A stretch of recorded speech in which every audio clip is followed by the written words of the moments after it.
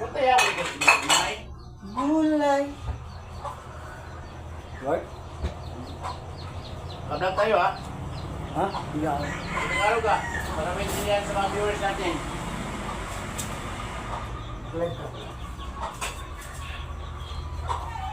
Ang mga viewers natin na Tagalog, maintindihan nila.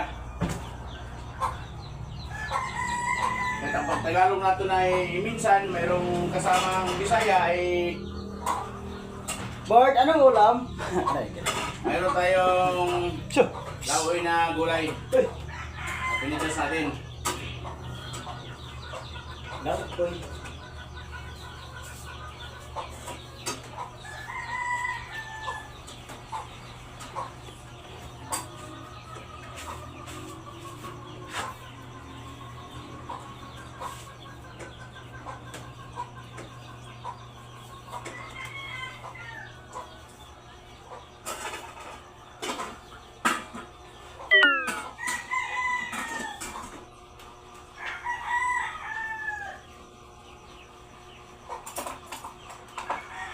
Yan ang masarap.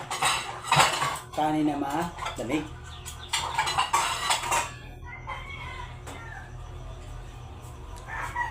Mga ka-farmers, ito na ang laway natin.